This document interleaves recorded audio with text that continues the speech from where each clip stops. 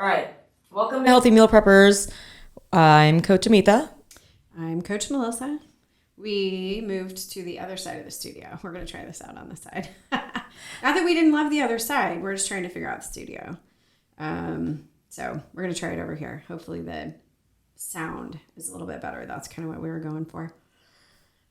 We are continuing on from last week. Last week we did your macros.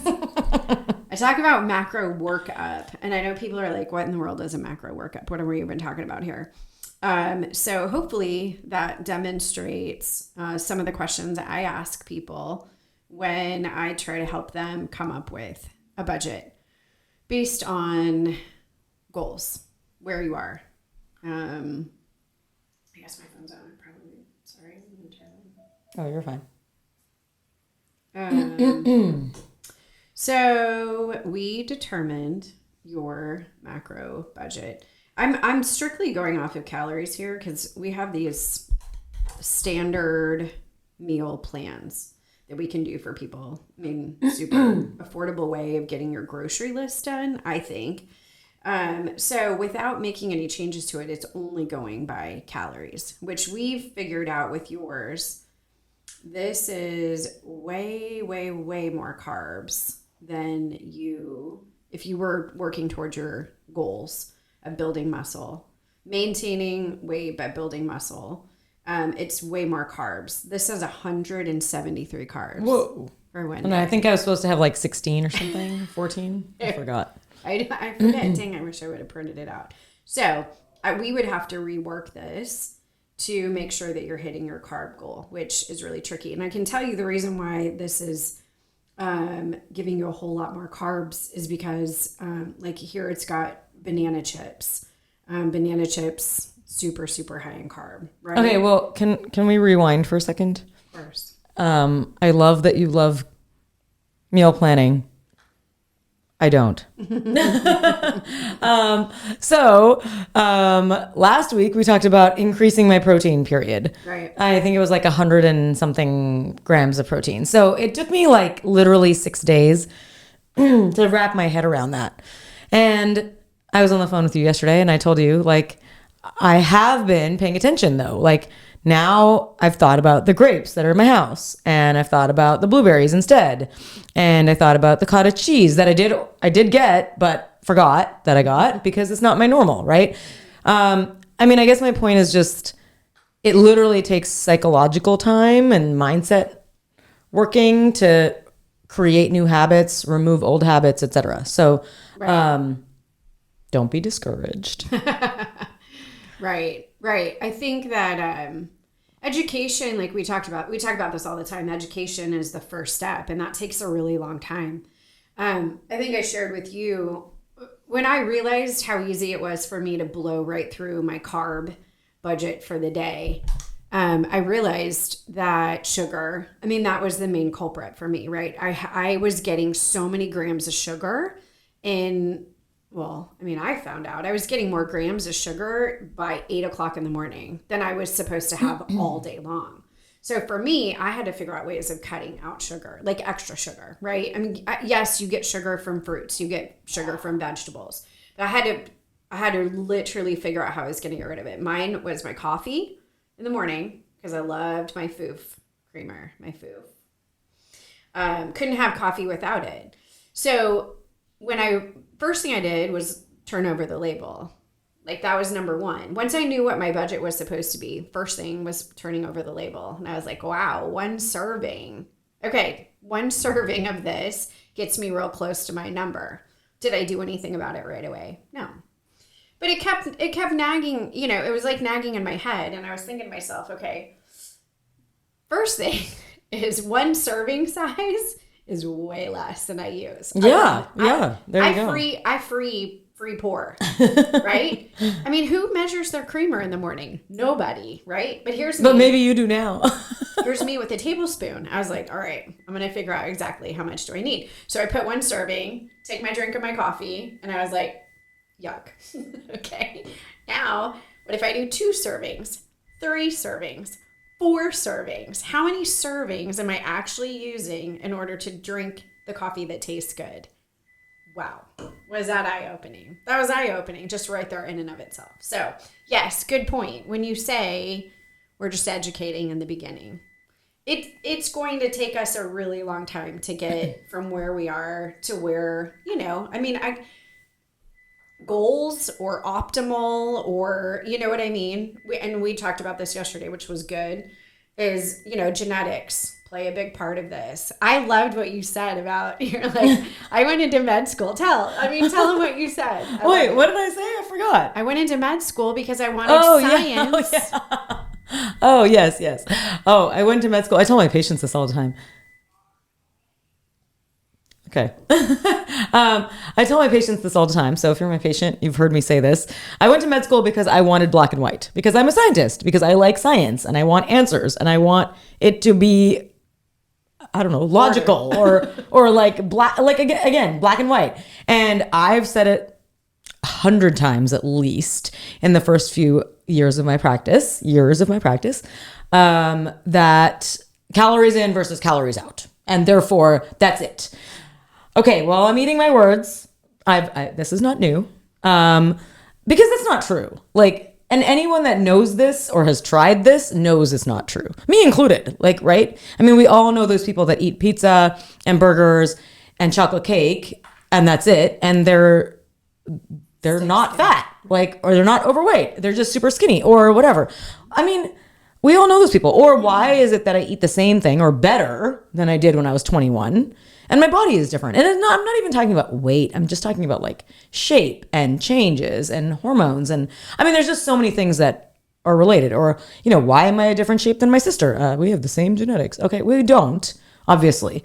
And so I really want everyone to remember this. Like, I'm being super serious when I say everyone has their own unique shape, their own unique genetics. And it's about being healthy, not skinny. Okay, like, that's why we're called healthy meal preppers and not weight loss gurus. Okay. I mean, right. Well, and that's what I was saying with you. I think that the healthy eating part of it, I mean, it's something that I find it's fun and I love it. And I love being creative and finding ways to add flavor without adding calories and adding fat and adding carbs. So for me, it's fun and I enjoy it.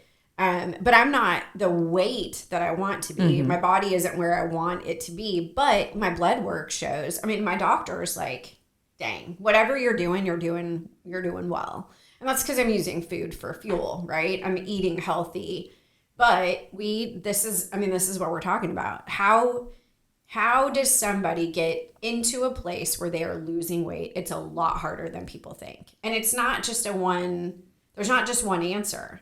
Right. And even though we're healthy meal preppers, because that's a big piece of it, right? What we're consuming is a big piece of it. We also have to get the part of our mind that's, like you said, what is holding us back from the things we already know. I mean, most of us are right. We're in our 40s, 50s, whatever that is. And we know what to do. We've been told over and over and over again. So what's stopping me from doing the things I need to do? What's stopping me from moving my body as much as I need to, or making the changes in the kitchen? Making the changes at the grocery store, making changes when I'm eating out. I mean, we have to incorporate this into our everyday lives. We talked about it yesterday. You told me I was going to live life without wine. I didn't see how it was worth living. What? How is life worth living without wine? And somehow I figured out how to do it, right? Yeah. I figured out how to do it. So small changes. I do want to go through the meal plan, because this is a practical thing. People ask us on Facebook all the time, like, where do I start? I think it makes good sense to go through the 21-day challenge.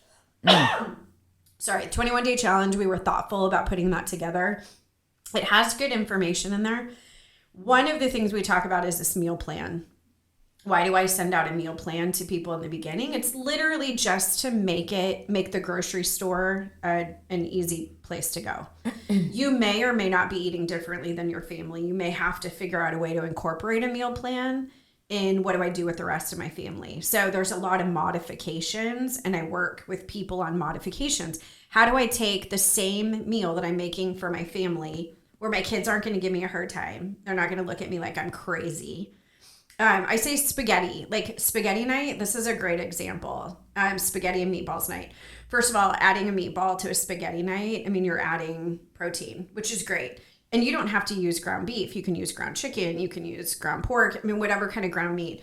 Adding that protein to the sauce, even if it's a meat sauce. We got to be really careful about tomato sauce because it has a lot of hidden sugar in it. So you got to make sure, I always say just start from the basic. Find yourself a good Italian spice seasoning that you like that has no salt, but start with tomato sauce, like in the carton or the, jar tomato sauce. Let that cook for a long time. It's going to help cook down some of the acidic, that acid. But you know what I make for my kids? They have spaghetti. Like, they're kids, right? They want spaghetti. So they have a big old bowl of the spaghetti sauce with the meatballs. And me, what I do is instead of putting noodles at the bottom of my bowl, I have French green beans that I'd steamed. Obviously spaghetti squash, that's a good way of doing it. And also making zoodles out of yellow squash is a good way. But my favorite way to eat spaghetti and meatballs is on steamed French beans. I think that's I love green beans, and I've never thought about that, but I think that would actually help, because one of my things with noodles is, or like zoodles or whatever, right, is that they get mushy easily. I don't know. I haven't figured out the exact way or time to cook them, maybe that I overdo it, I underdo it, something. It's like, oh, if the spaghetti sauce is too hot, then it overdoes it, right? Like, but the green bean thing sounds like French a good yeah. Oh, so good. Oh, they're amazing. Yeah, that's perfect. And it's funny because I think once you find what you like, you actually prefer it. I think it's really, really strange how that happens. So anyway, what I was going to say about our meal plans. So 21-day challenge, I say go through it. For those who haven't, you get to know us a little bit. You get to be intentional about a new, I don't know, not you're right, not a challenge, but certainly like something to be cognizant of that day. And then we also have these meal plans. I will say, be careful in looking at the meal plan. If you are already in a phase where you're watching your carbs, you know what your macros are, look at the meal plan right away. Email us back if you feel like the meal plan is outside of your goals. Because we can make modifications to it. And we get into this a little bit. Maybe the next time we get together, we can talk about some of the different, I don't like to call them like fad diets or anything. Oh, no, like that. That's a great way of putting it. But it's kind diets. Of, right. I mean, different diets. It's kind of the terms that people use. Yeah. And what I find most helpful is being educated about those. Because when somebody says keto, well, what does that mean? Right. I mean, I don't want to get on something. I don't want to eat high fat. I don't want to eat bacon all day long. Right. It's not about that. And it also feels like you're depriving yourself sometimes. Like, sure. I just don't like depriving. That doesn't make your brain motivated. Sure. But having to live within side of boundaries, like that's, and so I say that it's good to understand what those are. What does that term mean? And it's just because I Google things a lot, recipes. I get all the magazines and all the cookbooks, but I still do. I like to have change. I like to have some cool ideas. People are always innovating with food, but I know that if I start with something that says paleo, I know that it's not going to have sugar in it, added sugar. I know if I'm starting and it says keto, I'm starting with something without sugar. So I may or may not eat dairy. Right. Because that's kind of the difference between paleo and keto is really dairy. Okay. People that are paleo, and we can go into this a little bit more next time. Yeah. About what those terms mean. But I use those terms, and I think it's good to have knowledge about what those terms are for searchability. And that's all we're going to use it for. We're still going to look at a recipe. We're going to look at something to give our lives variety, but we're going to use those. We're not going to strictly go on one thing or another. When I say that I don't eat carbs, it's an easy way for me to tell people that it's just like, I don't really eat breads. I don't really eat pastas. Exactly. I don't really eat rice. And it's just because if you look at my macros, you're like, girl can't afford it. I mean, she just can't afford it in the phase that I'm in right now. Now, if I start running marathons, are you planning to?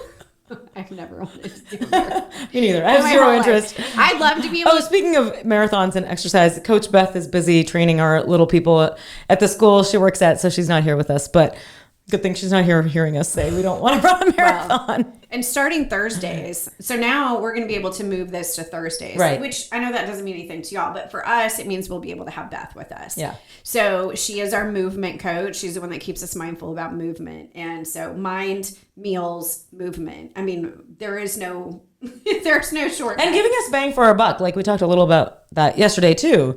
I think if there's some take home points today, I think one is, like you said, think about what diet you might want